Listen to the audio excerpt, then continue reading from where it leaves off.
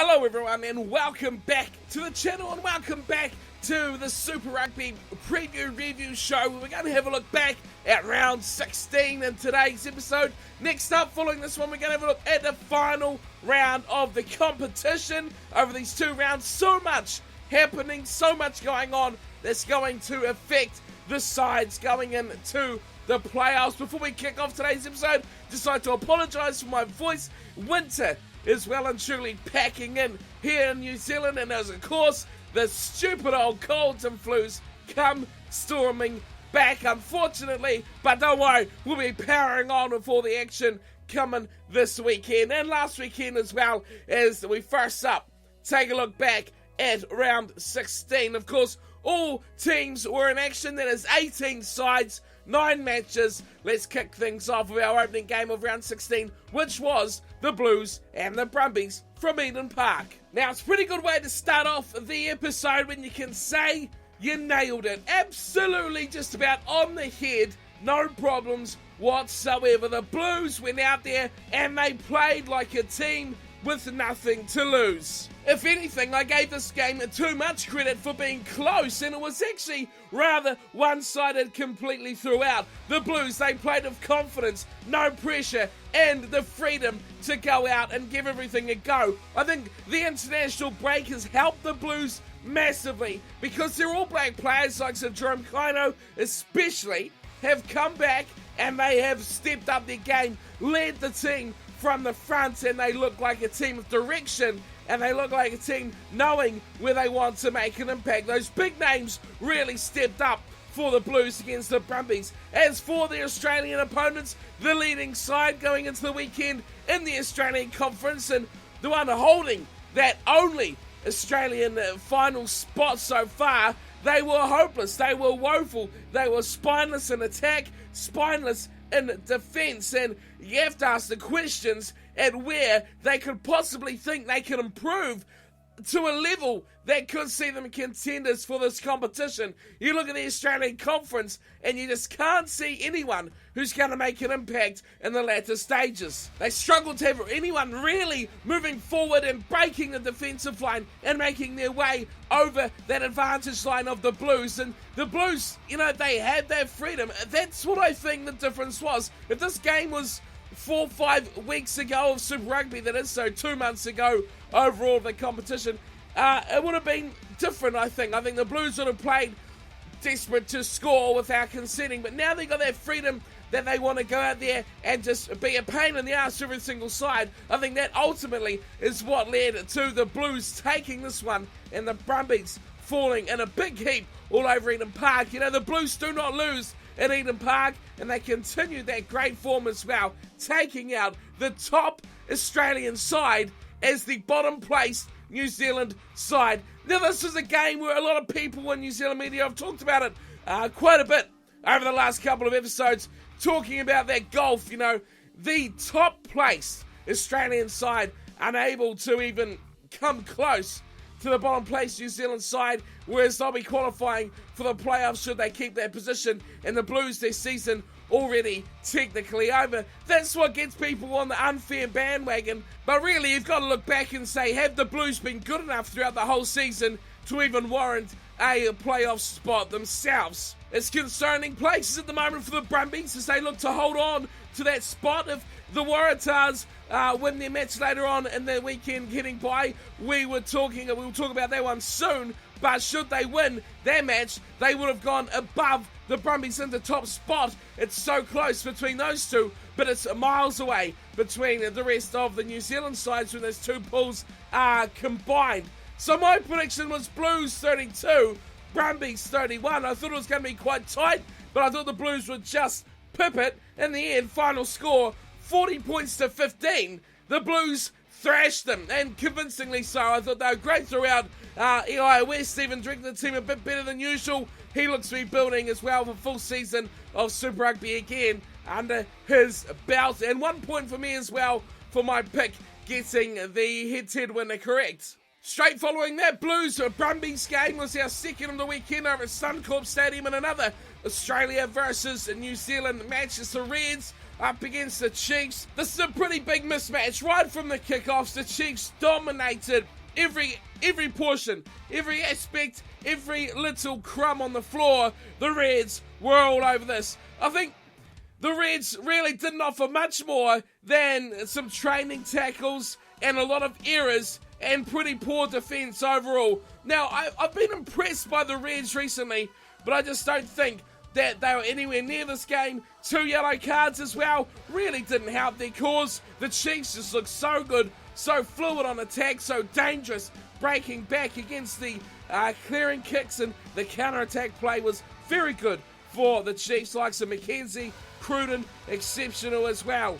Their whole forward pack, I think, as a whole performed very nicely, but most notably, I think, was the involvement of Sam Cane. Now, he's often criticised as a 7 that you never really see or mention, but I think he was very much involved in this game for the Chiefs, and with this win as well for the Chiefs, it also gave them a guaranteed playoff spot in the New Zealand Conference. Whether they'll finish top, they could finish as low as 4th even, but that win has guaranteed them a spot. Where they'll be playing in the first week of playoffs, that is still a long way away from being decided. But it was all one-way traffic. The Chiefs proved, despite the stadium that they play in, they are far too good for a team like the Reds, and a team like the Reds that are very good at spoiling other teams' parties as well. When they're on top of the world, the Reds, the Force, the Rebels even, Australia has a lot of sides that come good when they are completely written off. I still think the Reds are the better of those 3 sides at the moment. The new youth players coming in as well has really improved their team, but they were completely outclassed by this Chiefs side. Now, my prediction for this match was the Chiefs to win it 39-17 over the Reds. The actual score was 50 points to 5. The Chiefs doing it quite comfortably, and I still pick up 1 point for getting the head-to-head winner correctly. Following that one, we're over to Johannesburg in South Africa, to Emirates Airline Park, where the Lions are up in action against the Kings. And it would be easy to sit here and say that the Lions were just too good for the Kings, but I'm going to twist it around the other way and say the Kings were guilty of letting this one get away once again. I think the Kings were almost a better team to come out of the first half. They only trailed by 10 points at most for the most part of that match, and it wasn't until they suffered 2 yellow cards that the game just fell away for the Kings. Much like we've seen against the Highlanders the weekend before, the Kings just didn't have that ability to keep their heads up and to keep the pressure on to build back into the game. And the Lions, they're too good of a team to give a chance, and the Lions, they just score tries, and you give them half a chance, give them a man advantage, a 2-man advantage, they are going to take it all day, every day of the week. And they blew it away in the end, when a match that the Kings could have and should have been in as well. And it's class like that that guarantees you a place in the playoffs and the position at the top of the ladder for the Lions. They may not end up there at the end of the competition, but at the end of this round, that is where they sat. Now, they should have really destroyed the Kings, but the Kings have been really a frustrating side to watch from a neutral aspect. We know fans of the Lions would say they'll be egging their team on, but the Kings always seem to deliver early on, but then they fall away very late and give away a lot of points as well, which just makes it a frustrating watch when you want to see a nice tight match. The Kings have failed to deliver this season, but if they can fix up that last 15 minutes, next year could be a better year for the Kings. Now, my prediction for that one was the Lions to come out on top 66-24. I wasn't too far away. The final score was 57-21. The Lions taking the win, and I take myself away 1 point. Fourth match of the weekend seen us make our way to AMI Stadium in Christchurch, where the Crusaders were up against the Rebels. And this game was just a training run for the Crusaders. It was only a couple minutes in, they scored their first try, and they were relentless from there on in, scoring try after try after try after try. They just decimated the Rebels, and the Rebels, they had no answer. They were no match for the might of the Crusaders in round 16. There was tries from everyone you could pick. They were just flowing every which way. The Rebels even got on the scoreboard themselves a few times, but when the tries are just flowing from the other end, there's not much you can do to stem the flow. The Rebels were just comprehensively and completely outplayed. Now, the Rebels, we talked about it just before, are normally pretty good spoilers of a team who's fighting for a playoff spot, in a battle. The Rebels are a team that will come out and upset and disrupt and, take away a bonus point, or they'll take away a victory that would make a big difference to the more fancy side, but they couldn't even look like doing it at all. The Crusaders, far too good. Ryan Crotty, I thought, was phenomenal for the Crusaders, a real standout, but really, when you win by a margin like this, there's not too many players in a Crusaders jumper that I could even criticise. This also meant the Crusaders qualified for the playoffs, but again, like the Chiefs, where they'll end up on the table, we won't find out until the end of round 17. Now, I didn't think this one was actually going to be such a big blowout. My prediction was actually 27-19 to the Crusaders. Final score in this one, believe it or not, this is huge, 85-26.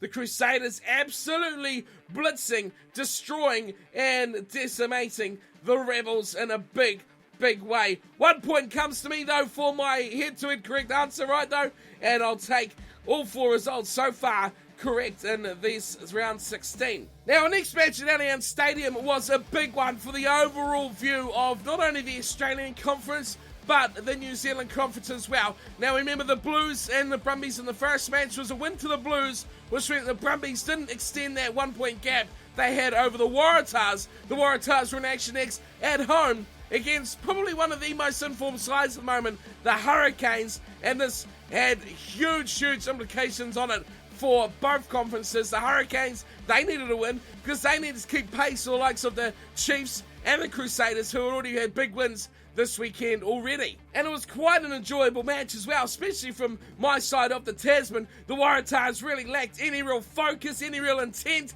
Their attacks were just undirectional. They were just without a target, without a game plan. They just seemed a bit lost. And I think the Waratahs have had a few issues recently with who's in the team, players coming, players going a bit. A lot of the Australian teams have had this, but the Waratahs don't seem to be adapting too well. All the balls going out to Naivoro were very much like, here's the ball, do something with it. You're our key game breaker, do something special. They kind of expected him to blow this game open, but the Hurricanes more than equal to it with their defence as well. There's a couple of bad tackles throughout this game that seen a yellow card to each of the two sides. One was from Naivoro, the man we just mentioned about bringing a man down in the air.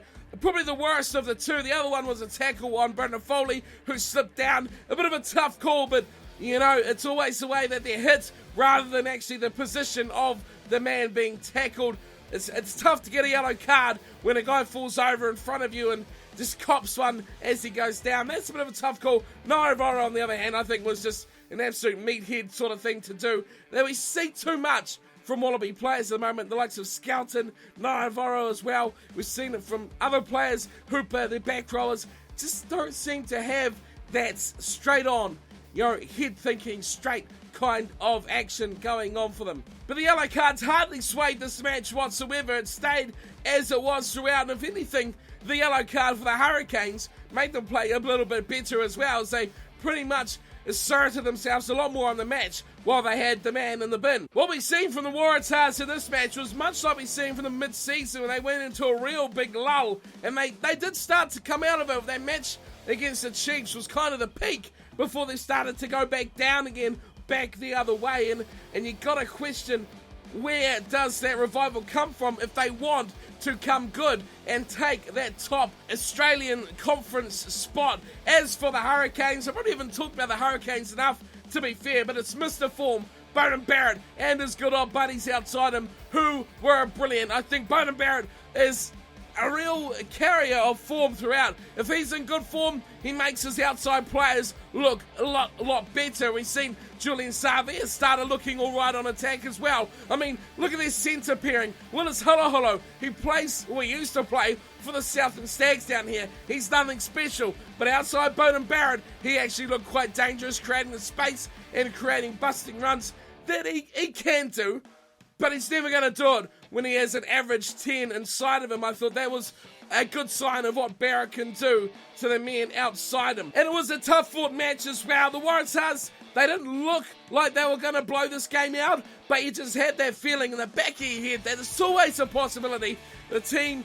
like the Waratahs can do it as well. But in the end, the Hurricanes did pull it off and get the win, and with that, they took a playoff spot as well. The final result there was 28-17, Hurricanes an away win over the Waratahs. My prediction was 22-20, so with that, I also grab a bonus point for my pick and getting the winner correct. 2 points from that match. Straight after that, we made our way to NIB Stadium in Perth, where the Force rub against the Stormers. Now, I was impressed with the Stormers last weekend as well, so I was expecting them to do good things against the Force, but the weather here was just terrible in Perth. There was nothing in it whatsoever for the running game, and it took a long time for both teams to adapt to the weather, adapt to the conditions, and actually score any points. It was the Stormers who eventually, aptly named as well against those weather conditions, started to gain some control, but it took a very, very late burst at the end of the first half for them to get any sort of control over this game. Both sides just full of errors, mainly due to the weather, players falling over all over the place, their hands were no good, but yeah, you gotta say, in that sort of weather, that is to be expected. So this burst just before half time by the Stormers that really put the Force out of the game. They are willing to play the tough battle with the Stormers, but when they get that little blitz in there for a couple of tries, it did really put the dampener, a bit of a bad word to use in these conditions, but on the Force, it really killed them off with still 40 minutes to go. Their intent was well and truly killed off in the second half. So much so that even with the yellow card to a Stormers player, the Force really didn't look like they were going to score. The threat just was not there whatsoever, and a man up, man advantage didn't make any difference. The Stormers were far too good. Once again, the name will mention as being a standout, Jean-Luc Duplessis. He has been phenomenal this season. And the Stormers, they're just coasting under the radar, aren't they? They're a dangerous side. You don't even think about them being in the playoffs, but you got to be sure that they will be there. So my prediction for that one was 36-15 to the Stormers. I thought it might be played in a normal weather conditions, but unfortunately it was not. The final score, in fact, was 22 points to 3. The Force going down in a pretty big way to the Stormers, and I grabbed 1 point for my efforts as well. Alright, so it's the 3 matches left to go, and we're over to Loftus for our next match, which was the Bulls versus the Sunwolves, and the home crowd, with the grass not being covered in water, counts for quite a lot when you play the way the Bulls do. The Sunwolves, I think they struggled really at this late stage of the season. The passion away from home just didn't seem to be that high level. They're just not the same when they leave their home fortresses as well. And the Bulls, they'll be extremely frustrated with what they had to go through last weekend in that weather against the Jaguars. And they really come out to prove a point. I think they relied maybe back to what they relied on previously, in previous years, previous seasons as well, their forward pack. Now, that was always the hallmark of a Bulls team, was the strength of their pack. But recently in this season especially, I think they've really developed a nice attacking threat out in their backline. But they went back into their shell here, and their forward pack absolutely absorbed everything the Sunwolves could do. And with their forward pack under the pump, the Sunwolves really struggled to really get any attack going, and the way that they played and their willingness to spread the ball and take those chances were just very, very quickly subdued, and they went very much back into their shell. And like we've seen from them last weekend as well, their finishing just wasn't up to that standard that we've seen from them this season, which was a real shame, because the Sunwolves are a joy to watch. They don't get the results they probably have deserved the way they've played, but it's that willingness to throw the ball around, to take a chance, that was really missed in that match by the Sunwolves. The Bulls, though, however, they're in a real fight with the Sharks for the wildcard spot, and with this win over the Sunwolves, they actually took their wildcard spot, but the Sharks were still to play. They were coming up next, so we'll have a look at that one in just a second. But for this match, I thought the Bulls were always going to win it. 35-28 was my prediction. Final score was 50 points to 3. That's right, 3. The Sunwolves, just like the Force, only managed a penalty and they'll be utterly disappointed with how that game played out. I grabbed 1 point, getting the correct winner, but my margins once again well short of the mark. So with the Bulls taking that wildcard spot, we made our way to Kings Park in Durban, where the Sharks were in action against the Cheetahs, and the battle for that spot was on the line. The Sharks needed a win, and they need to do it nicely here against the Cheetahs. And much like we seen in Perth a couple of matches ago, the rain didn't impact this game quite as much as the Perth match, but a few showers beforehand made the top layer quite moist, quite wet, quite slippery as well, and that really did impact the opening stanza of this match. The Sharks, though, were the team to make the critical plays, as they tend to know how to do, scoring tries before and after half-time, plus they had that great boot of Garth April back in the number 10 jumper. As has been a theme this weekend, the yellow card seems to be the prime opportunity for sides to take advantage, and that's what happened for the Cheetahs as well. A yellow card for the Sharks, and they tried to take advantage in the forwards where they were a man up. But you've got to give the Sharks credit. We've talked about them all season as being the defensive side of the tournament, and they've done that very, very well, and that is where they base winning games from. They feed off errors and they defend like their lives depend on it. And that's what they did here, man down, and the Cheetahs were really on the attack, yet they kept them out. They do a phenomenal job this week in, week out, and once again, it was the hallmark to the Sharks picking up yet another win. The Sharks took it out, and with that, they took back their wildcard spot with 1 round to go. But the Bulls, I don't think they're done just yet. This could be one of the most hotly contested spots, along with the Australian Conference winner. One of them is 2 teams winning, the other is 2 teams losing. So, completely contrasting spots for Australia and South Africa. So my prediction was the Sharks to win that one 19-14 over the Cheetahs. The actual score was 26-10. I still grabbed 1 point for getting the correct winner. Okay, so final match of the weekend, and the Jaguars were back at home in Buenos Aires, and they had a visit from the Highlanders. Now this was a rather testy little niggly, tussly little match. It had a flurry, fast, quick start from the Highlanders. The offload skills were absolutely breathtaking, but the two teams always seem to get locked down in a bit of a tussle at every opportunity they had. But that really is a hallmark of how the Jaguars play, especially the Argentinian side of things. That's how they get under another team's skin, and I guess they probably fancy their chances of picking up a win here over the defending champions. But it's hard to keep up with a team that can offload as spectacularly as the Highlanders were in this matchup. It was breathtaking to watch the ability to not let the ball die. A particular highlight for me was Elliot Dixon. I think he was one of the best players of the weekend, and I'm surprised he hasn't got some kind of Player of the Week award that they have in the Team of the Weeks and things like that. In a game that wasn't one of the thrashings like the Crusaders had or the Chiefs, however, this was a game that was fought and quite a tough battle. But all in all, the Jaguars, they couldn't keep up with the quick pace in the dry. I suppose I'm probably hoping for more rain, but the big turn in the conditions definitely helped out the Highlanders, as that open running, offloading, skillful game that they play really is conducive to the dry conditions like they had against the Jaguars. So my prediction for that one was the Highlanders to win it just by 5. 38-33 was my pick. The final score was 34-8. Just one try from the Jaguars. I'll be disappointed, and they could have come out with something a lot better. The Highlanders, though, they'll have to travel home now for one last round-robin match.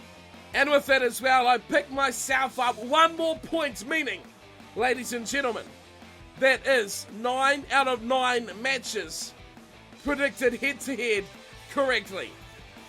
Well, Mr. TAB, I'm afraid to say you keep your money once again, because I have not put my money where my mouth is for, well, not the first time this season, let's just say that. But I'm pretty stoked to get every single match right as far as the head-to-head result goes. Some may say it wasn't hard. There was only really one game there was an upset, which is the Blues beating the Brumbies, maybe. But if you watch the way the Brumbies play, you probably would agree the Blues definitely deserved to win. But beforehand, tough to call. some big games, big results, big wins as well throughout the weekend. So for this weekend, you can see my points tally on screen now. I have grabbed myself 10 glorious points, 9 points for head-to-head results, and of course, 1 bonus point as well, coming from the Waratahs and the Hurricanes, which was probably the last match I thought that I'd get a bonus point on. But however, I'm very, very chuffed with that extra point. So 10 points from the weekend. It's more than I've got in quite some time to get double figures. Is very, very nice. Now, of those of you who made your picks, thank you once again. And remember, you can always leave your picks in the previews each and every week. And if you do beat me or be the highest picker from the comments and Twitter and all that, you do get a special mention, as does this man once again, the reviewer. This guy should work at the TAB or something. He's got some really good picks going on, and once again is the top picker from the comments and Twitter, coming up with 10 points as well. Same as me. Didn't beat me this time, buddy. Try again next week. So the reviewer was the top picker. Equal points, 10 with me for this week. I'm happy with how that's gone. Hope you had a great weekend watching round 16 of the Super Rugby competition. I'll be back again very, very soon with the preview of the final round of Super Rugby coming your way, as per always, during the middle of the week. Plenty more rugby action to come. We'll have some hopefully special things coming out for the playoffs as well. Season reviews, things like that, to keep you all up to date, up and posted with what is going on. But for now, hope you've enjoyed today's episode, and I'll see you again in a few hours' time for the preview of round 17. Until then, thanks for watching, and take care.